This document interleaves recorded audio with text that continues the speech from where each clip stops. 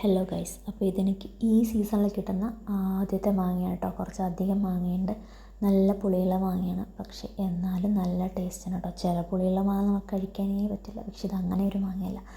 ഇത്തിരി പുളി ഉണ്ടെങ്കിലും കുഴപ്പമില്ല, സൂപ്പർ മാങ്ങയാണ്. അപ്പോൾ അതിനൊക്കെ എനിക്ക് പറ്റുന്ന രീതിയിലൊക്കെ ഞാൻ വെട്ടി മുറിച്ച് വെച്ചിട്ടുണ്ട് കേട്ടോ. അപ്പോൾ ഇനിയിപ്പോൾ അതിൻ്റെ അടുത്ത പരിപാടി എന്ന് പറയുന്നത് ഉപ്പിലിട്ട് വെക്കുക എന്നുള്ളതാണ്. അപ്പോൾ അതിന് വേണ്ടിയിട്ട് വേറൊരു പാത്രത്തിലോട്ടൊക്കെ മാറ്റിയിട്ടുണ്ട്.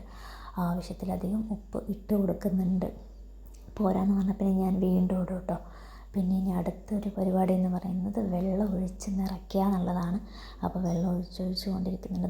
നിറഞ്ഞ് വരുമ്പോൾ എനിക്ക് ഭയങ്കര സന്തോഷമാണ് കേട്ടോ. കാര്യം എന്താ വെച്ചാൽ ഈ മാങ്ങയുടെ എന്തായാലും ഒരു 1/4 ഭാഗമെങ്കിലും ഞാൻ തന്നെ ആയിരിക്കും കേട്ടോ കഴിക്കുക. അത് എപ്പോഴും സംഭവിക്കുന്നത് അങ്ങനെയാണ്.